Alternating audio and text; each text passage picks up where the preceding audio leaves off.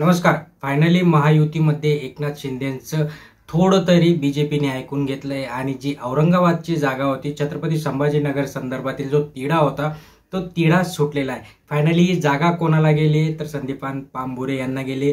पण ही जागा जाताना किती अडचणी आल्या, काय काय गोष्टी एकनाथ शिंदेंना सहन कराव्या लागल्या, काय गोष्टी सोडाव्या लागल्या, नंतर पानभुरे यांचं वैयक्तिक जीवन वगैरे काय कसं काय, त्यांनी किती निवडणुका लढवल्या, ते सगळे या व्हिडिओच्या माध्यमातून जाणणार आहे. त्यामुळे शेवटपर्यंत बघा, कुठे स्किप करू नका. अत्यंत महत्त्वाची माहिती आपल्या व्हिडिओवर नक्कीच मिळत असणार आहे. त्यामुळे चॅनलवर नवीन असाल तर सबस्क्राईब करून ठेवा, शेजारील घंटीचं बटन पण ऑन करा, व्हिडिओला लाईक करा. महाराष्ट्रातील लोकसभा निवडणुकीच्या पहिल्या टप्प्यातील मतदान पार देखील पडलं, पण महाराष्ट्रातील महायुतीचे अनेक मतदारसंघातील उमेदवार अद्याप ठरलेले नव्हते. राज्यातील अनेक जागांवर शिवसेना, शिंदे गट आणि भाजपात रस्सीखेच सुरूच होती आणि त्यामुळे हे सगळं डिले होत होतं. अशातच महायुतीने नुकत्याच 2 जागांबाबतचा तिढा सोडवण्याबाबत यश आलेलं दिसतंय.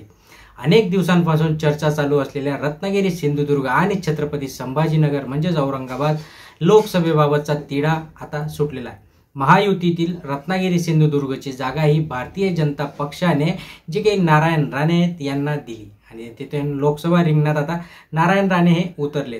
तर दुसरीकडे छत्रपती संभाजीनगरची जागा आता शिंदे गटांना मिळाली, पण खूप काही प्रयत्नांनंतर ती मिळालेली दिसते. मुख्यमंत्री एकनाथ शिंदे यांनी या जागेवर त्यांच्या कॅबिनेटमधील मंत्र्याला संधी दिली आहे. राज्याचे रोजगार हमी आणि फलोत्पादन मंत्री तथा छत्रपती संभाजीनगरचे पालकमंत्री संदीपान भुमरे यांना ही जागा औरंगाबाद लोकसभेचं तिकीट देण्यात आले. महाविकास आघाडीत औरंगाबादची जागा शिवसेनेच्या ठाकरे गटाला मिळाली असून ठाकरे गटाने या मतदारसंघातून माजी खासदार चंद्रकांत खैरे यांना उमेदवारी दिली आहे. त्यामुळे यंदाच्या लोकसभा निवडणुकीमध्ये औरंगाबादमध्ये 2 शिवसैनिक भिडणार आहेत. या मतदारसंघात संदीपान भुमरे विरुद्ध चंद्रकांत खैरे, MIMचे खासदार, औरंगाबादचे विद्यमान खासदार जे आहेत ते इम्तियाज जलील यांच्या तिरंगी लढत आता औरंगाबादवासियांना बघायला मिळणार आहे. या मतदारसंघात वंचित बहुजन आघाडीने देखील उमेदवार उभा केलाय. या उमेदवारामुळे चंद्रकांत खैरेचे नुकसान होईल अशी शक्यता आता सर्व समाजामध्ये उमटत आहे. 18 फेब्रुवारी रोजी मुख्यमंत्री एकनाथ शिंदे यांच्या उपस्थित छत्रपती संभाजीनगरमध्ये पक्षातील महत्त्वाच्या नेत्यांची बैठक पार पडली होती. त्या बैठकीत भुमरेंच्या नावावर शिक्कामोर्तब झाल्याचं समोर आलं आहे.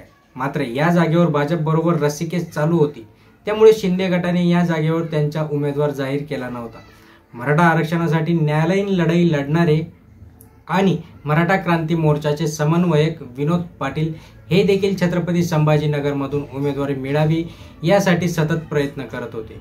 बट महायुतीने ही जागा शिंदे गटाला मिळाली तर आम्ही एकनाथ शिंदेबरोबर या जागेबाबत आणि उमेदवारीबाबत चर्चा करू असं विनोद पाटील देखील म्हणाले.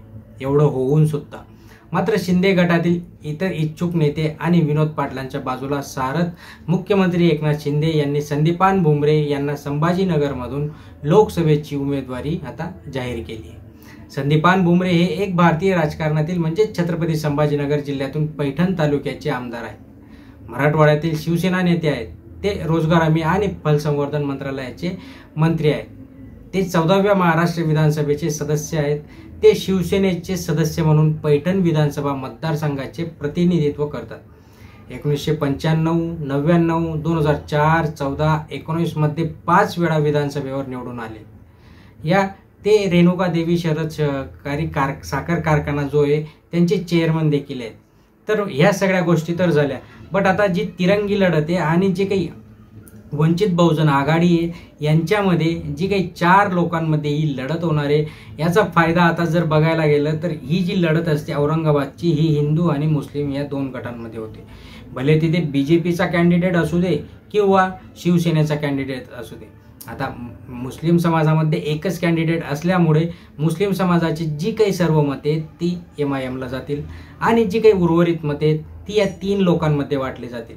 आता असं होईल 3 तिगडा काम बिगडा, म्हणजे शिवसेनेचे संदीपान भुमरे, चंद्रकांत खैरे आणि वंचित बहुजन आघाडीचे नेते या सगळ्यांमध्ये ही मतं वाटले जातील आणि फायनली 2019 साली जी गोष्ट घडली त्याच पद्धतीने यावेळेस पण इम्तियाज जलील यांना याचा नक्कीच फायदा होऊ शकतो.